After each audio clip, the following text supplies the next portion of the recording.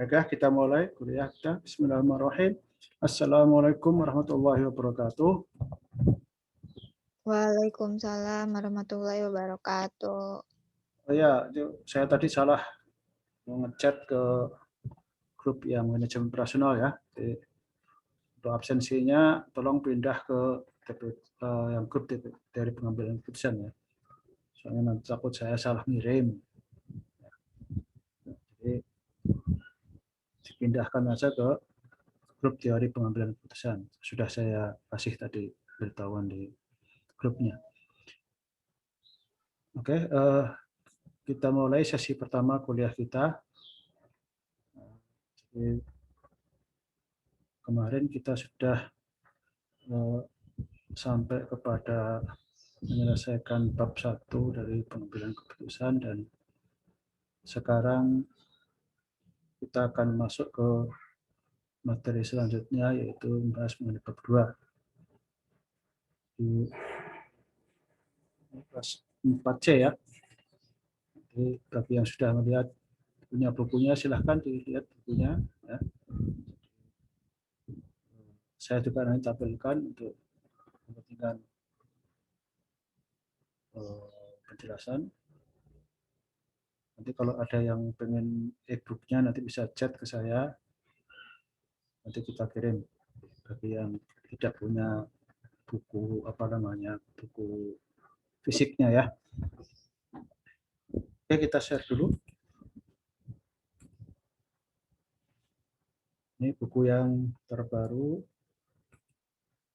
yang edisi yang terbaru nanti ya, kita kirimkan. Yang sudah pegang mungkin masih edisi yang lama. Ya, ada perubahan sedikit-sedikit nanti ya.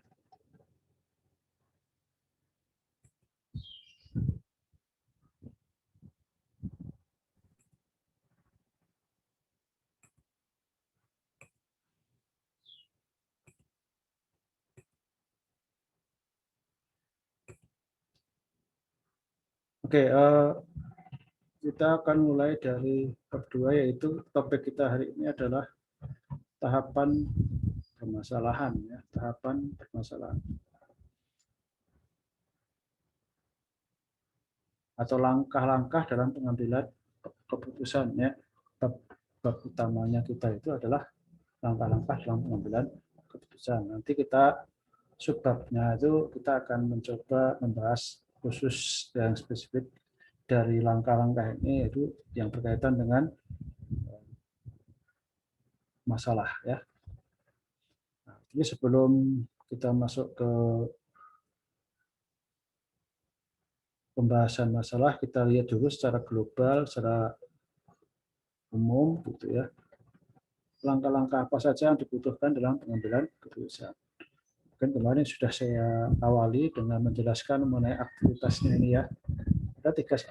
Saya ulang sedikit, ada 3 aktivitas utama ya, yang harus kita lakukan, yaitu aktivitas yang terkait dengan kegiatan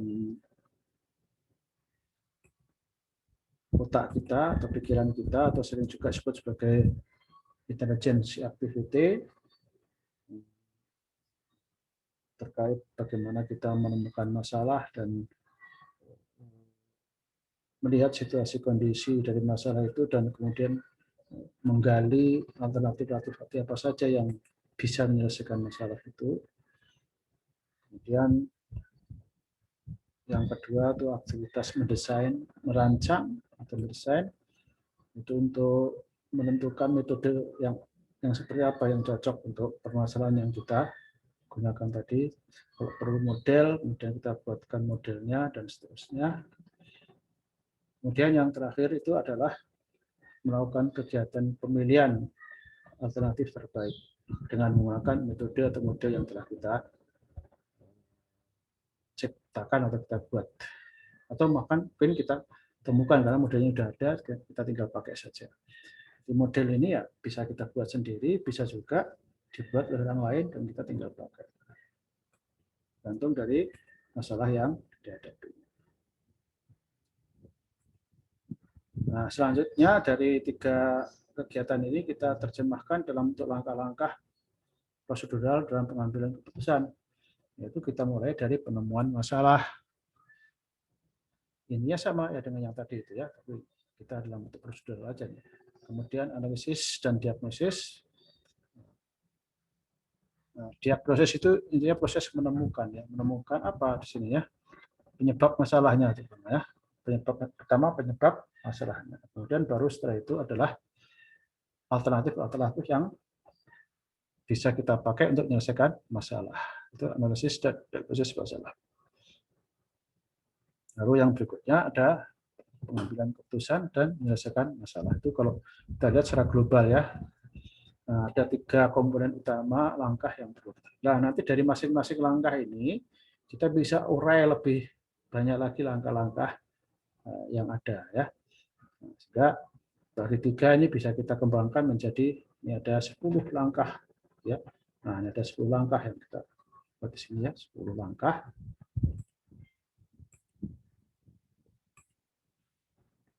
Nah, kalau sudah lihat yang tadinya hanya menemukan masalah atau identifikasi masalah, kita ada tambahan yaitu perumusan masalah. Ada analisis, diagnosis, ada penentuan kriteria. Jadi analisis diagnosis itu nanti sampai hanya pada penemuan masalah. Lalu kemudian untuk penemuan alternatif itu nanti kita bisa masukkan dalam langkah yang tersendiri, mulai dari penentuan kriterianya, pembobotannya, lalu pencarian alternatif. Nah, sampai di sinilah kemudian selesai tersedia alternatif masalah tadi. Kemudian yang 7 sampai 10 ini adalah merupakan pemecahan masalahnya ya. Ya, menilai setiap alternatif, kemudian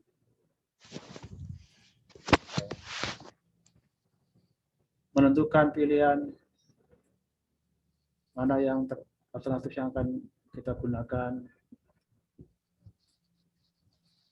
dan implementasi pilihan itu maksudnya melaksanakan keputusan tadi dan nanti mengevaluasi apakah pelaksanaan itu sudah menyelesaikan masalah atau tidak. Nah, ini adalah pengembangan dari langkah yang ketiga, yaitu pemecahan masalah.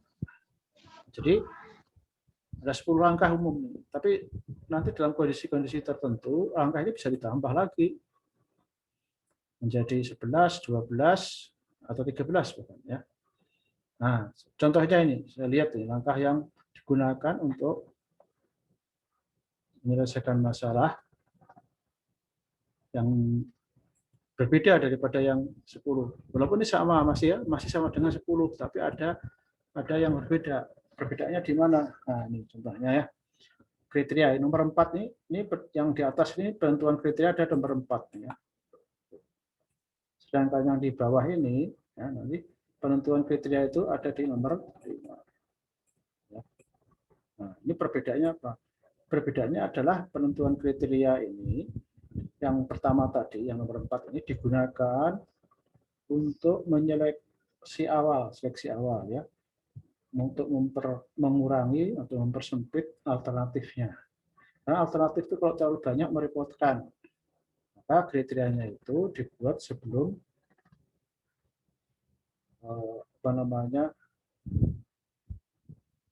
alternatif ini ditemukan, sehingga kita penemuannya itu sudah berdasarkan kriteria tertentu. Tapi bagi perusahaan atau bagi saudara yang memiliki mungkin banyak sumber daya, mungkin ya waktu, tenaga, dan modal, mungkin saudara justru menginginkan munculnya alternatif yang semua alternatif kalau bisa muncul, sehingga kita bisa benar-benar memperoleh solusi yang terbaik, karena semua solusi itu sudah dimunculkan melalui alternatif itu. Maka bisa saja kriteria itu dilepas, tidak digunakan di awal, tapi nanti digunakan di akhir. Ya. Nah, sehingga muncullah pencarian alternatif pemecahan masalah. Sehingga itu kalau di akhir berarti nanti setelah muncul alternatif yang banyak itu baru kasih kriteria untuk memilihnya. Jadi kriteria ini digunakan untuk memilih, bukan untuk menggali alternatif. Nah, bagaimana untuk yang di sini, yang di pertama ini? Apakah setelah ada alternatif itu yang sudah disaring tadi dengan kriteria ini, kemudian memilihnya tidak pakai kriteria? Tentu tetap harus pakai kriteria, tapi kriteria bisa menggunakan kriteria yang sama. Nah, kalau dari alternatif ini masih muncul banyak, ya banyak masalah, banyak solusi, maka kriteria ini bisa digunakan ulang dengan bobot yang berbeda atau dengan lebih mengetatkan lagi. Satu contohnya, kalau saudara di awal itu memilih mau mencari jodoh dengan kriteria penghasilan 10 juta ke atas, maka ketika saudara lakukan itu yang muncul alternatifnya masih banyak, mungkin ada 100 lebih mungkin kan susah itu menghitungnya ya. Dari 100 itu harus dipilih satu kan, nggak boleh lebih dari satu. Maka saudara bisa lagi membuat kriteria yang ketat dari jodoh, jadi kriteria gaji. Mungkin sudah cari yang namanya sekarang 100 juta, dari 10 juta meningkat jadi 100 juta. Alternatifnya sama, yaitu penghasilan. Nah, tapi ditingkatkan jadi 100 juta. Dengan demikian nanti akan tersaring lah, ya, yang dari 100 mungkin tinggal 5 atau 6 dan sebagainya. Nah, nanti sisanya itu disaring dengan alternatif yang dengan kriteria yang lainnya. Jadi bisa kata nanti kita tambahkan kriteria, bisa juga menggunakan kriteria yang lama dengan pengetatan bobot yang berbeda. Jadi itu seperti itu. Nah, kalau sudah menggunakan kriteria baru, berarti nanti ada muncul kriteria setelah pencarian alternatif masalah ini ya. Sehingga nanti tidak lagi menjadi 10, tapi bisa menjadi 11. Nah, seperti yang kita lihat di sini. Nah, ini ada 11. Di sini kalau sudah lihat, kriteria nomor 4 ada, dan nomor 6 ada kriteria lagi. Ini ada 2 kriteria. Dengan catatan tadi, kalau kriterianya berbeda. Untuk ketika memilih alternatif dengan yang digunakan untuk menentukan pilihan yang terbaik. Atau mungkin kriteria yang sama, tapi dengan nilai yang berbeda.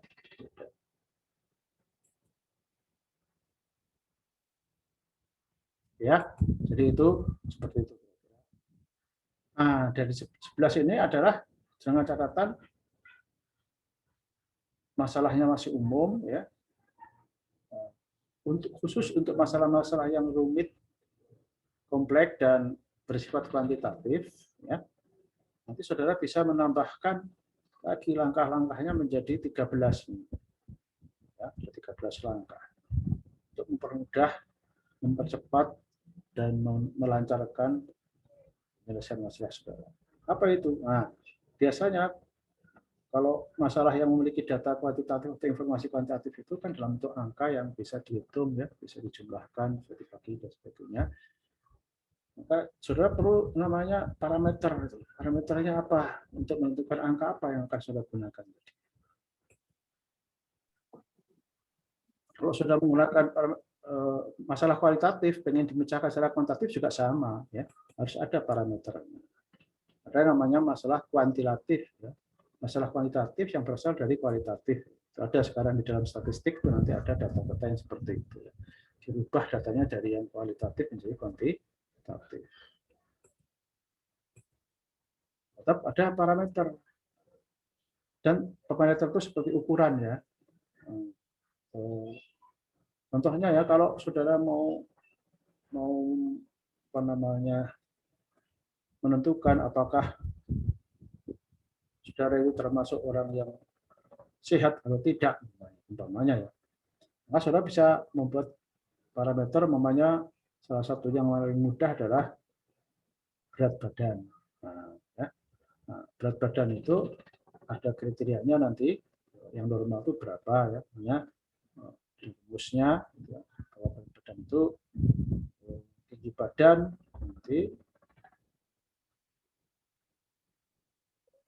Ya, untuk ukurannya tinggi badan dikurangi berapa kali beban dan sebagainya, ada standarnya itu ya.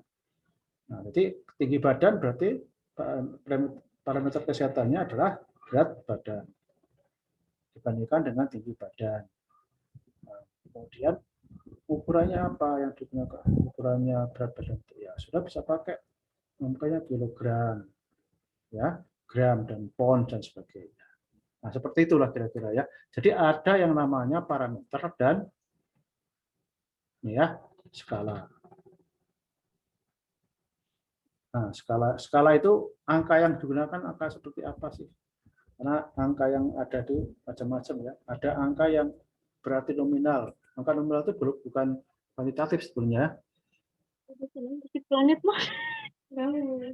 Halo, berapa nih? Jadi angka itu nanti skalanya bisa macam-macam ya. Contohnya, saudara, nomor telepon itu namanya skalanya skala nominal, artinya dia nggak bisa dijumlahkan ya. Nomor telepon nggak bisa dijumlahkan. Tapi kalau uang ya rupiah itu bisa dijumlahkan. Nah, itu skalanya berbeda. Uang itu bisa masuk skala mutlak atau skala rasio, sedangkan nomor telepon itu maksudnya skala sama-sama angka. Nah, nanti kita akan bahas secara khusus ya skala seperti apanya di bab yang tersendiri. Kemudian ada model nih ya. Nah, nomor 5 ini ada model. Ini yang membedakan. Tadi kan kita sebut di sana ada metode ya. Nah, metode ini bisa berbagai macam cara. Nanti kalau di dalam penyelesaian masalah yang kualitatif, metode itu bisa diwujudkan dalam bentuk model atau teknik biasanya ya. Nah, yaitu model itu adalah merupakan pendekatan yang menyederhanakan sesuatu yang terjadi di dunia nyata itu lalu disederhanakan. Nah, penyederhanaan inilah kemudian dipakai untuk menyelesaikan masalah yang terjadi di kenyataan yang sebetulnya kalau kita mau menggunakan kondisi seutuhnya itu akan susah, maka disederhanakan. Ya, nanti ada model-model ekonomi yang sudah pelajari di PIE ya. Untuk ekonomi itu ya dengan menggunakan rumus-rumus seperti permintaan, penawaran, ada rumus dibandingkan dengan harga, ya kan? Ada rumus matematikanya itu. Oke, ini namanya model matematik ya, seperti itu. Ada model matematika. Tapi ada juga model yang seperti model ikonik ya. Nah, nanti kita bahas lebih detail nanti pada bab yang tersendiri. Ada subbab tersendiri ya. Oke, yang berikutnya adalah sehingga saudara perhatikan langkahnya itu menjadi 13 tadi yang jadi 11. Karena ada 2 tambahan. Nah, jadi perlu kita simpulkan di sini bahwa langkah dalam penyelesaian masalah itu tidak baku ya, harus 3, 4, 5, 6 atau berapa ya. Tergantung dari situasi dan kondisi yang dihadapi oleh pengambil keputusan itu seperti apa. Sehingga nanti dia bisa pilih langkah-langkah yang tepat dalam pengambilan keputusan. Mau yang langkah sederhana maupun langkah yang detail. Tapi intinya karena pengambilan keputusan melakukan proses, maka ada langkah-langkah yang harus dilalui dan tidak boleh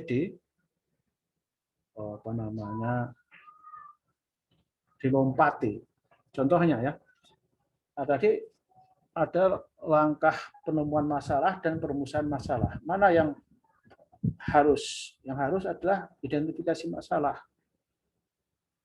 Sedangkan permasalahan masalah itu fakultatif ya, bisa dipilih tergantung dari kondisinya.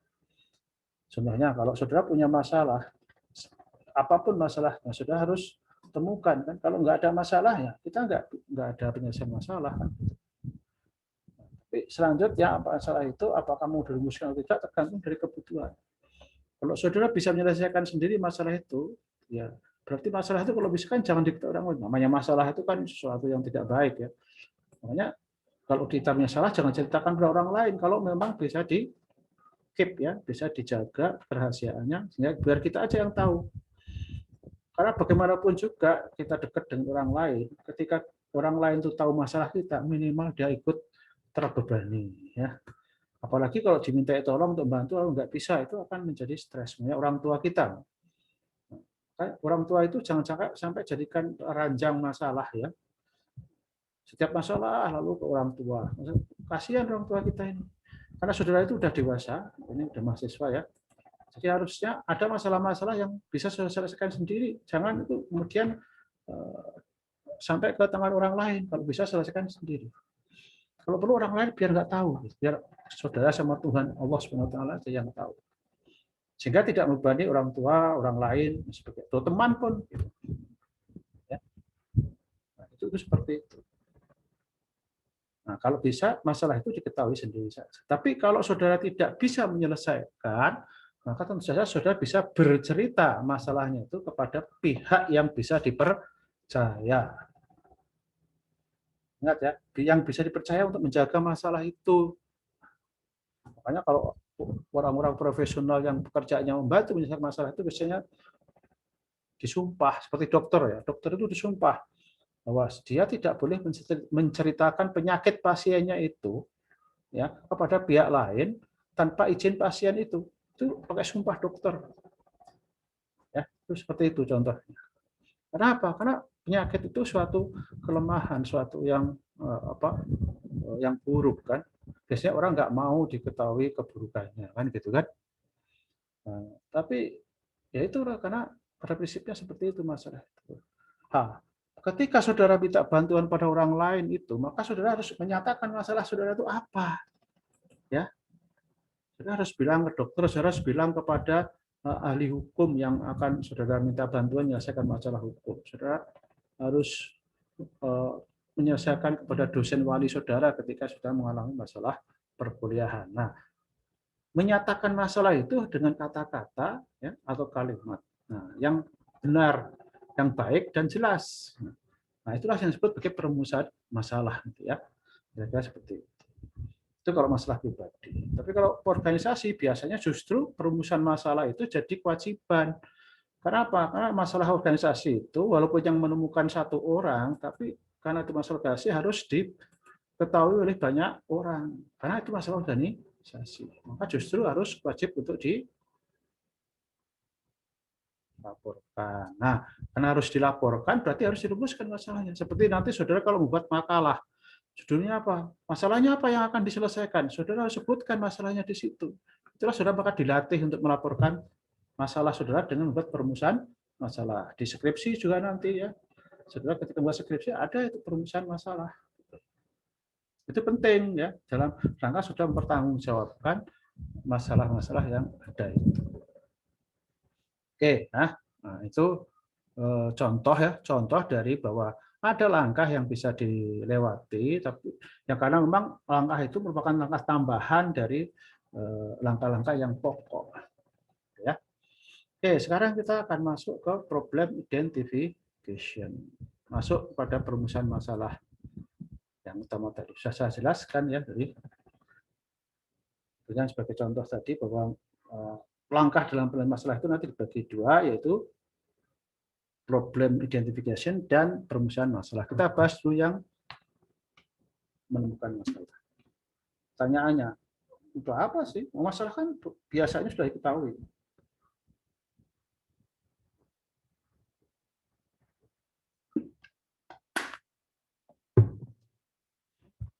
Ya, mungkin pendapat umum begitu ya. Ini kondisinya. Kadang-kadang orang yang tidak paham itu menganggap yang bukan masalah sebagai masalah. Itu adalah kesalahan umum. Itulah kenapa saudara harus belajar ya menemukan masalah. Karena tidak semua orang itu bisa menemukan masalahnya, walaupun masalahnya sendiri. Walaupun masalah itu di depan mata dia, gitu, dirasakan keberadaannya, tapi kadang-kadang tidak bisa dia mengidentifikasi itu masalah apa.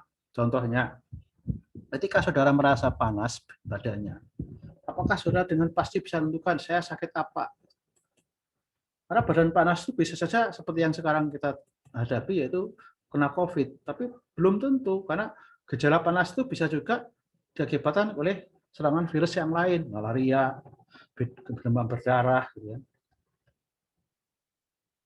Bisa juga karena surat kena tipes, bahkan hanya sekedar kena flu.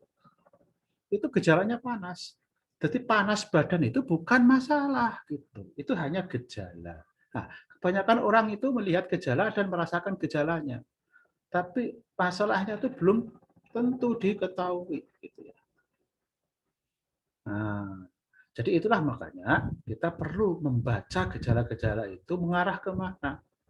Dan biasanya untuk bisa menemukan masalahnya itu kita tidak cukup dengan membaca satu gejala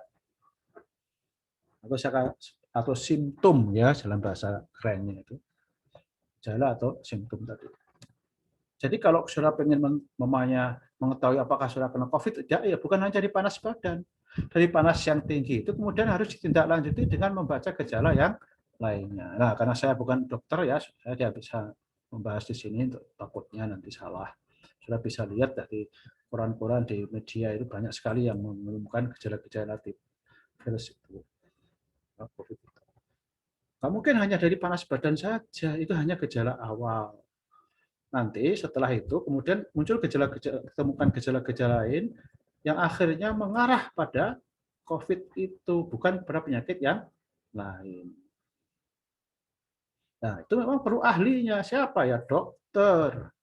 Perawat pun nggak bisa menentukan seperti itu. Dia nggak punya sertifikat ya, nggak punya license untuk menyatakan orang penyakit apa. Karena memang pendidikan dan license-nya tidak mengarah ke situ. Hanya dokter yang berhak ya secara resmi untuk menentukan itu. Seorang Jokowi pun mungkin yang sebagai presiden dia nggak bisa mengatakan diri, oh saya kena COVID, ya bisa begitu. Harus dokter yang menyatakan begitu. Itulah kenapa orang kalau sakit itu izinnya pasti harus pakai izin dokter, ya kan? Bukan izin yang lain. Bukan izin ke atasan, bukan izin ke orang tua, bukan, ke dokter. Karena yang dipercayai itu ya dokter itu, karena yang punya ilmunya. Nah itulah makanya, saudara, kalau tidak punya ilmunya untuk masalah apapun, saudara bisa minta bantuan orang lain untuk mengidentifikasi. Kecuali saudara memang ahli dalam bidang itu, silahkan. Kenapa? Karena kalau saudara salah dalam menentukan masalah, maka selanjutnya langkah apapun yang saudara tempuh pasti salah. Gitu. Contohnya tadi, kalau dokter salah menebak penyakit atau mendiagnosis penyakit, katanya penyakit TBC dianggapnya flu, nah, karena sama-sama batuk dan panas gitu ya, umpamanya ya. Maka ketika dia sebut sebagai flu, ya tidak ada obatnya. Flu itu hanya disuruh istirahat, makan yang enak, bergizi, lalu minum vitamin C atau vitamin-vitamin yang lain. Nanti akan sembuh dengan sendirinya dengan istirahat itu.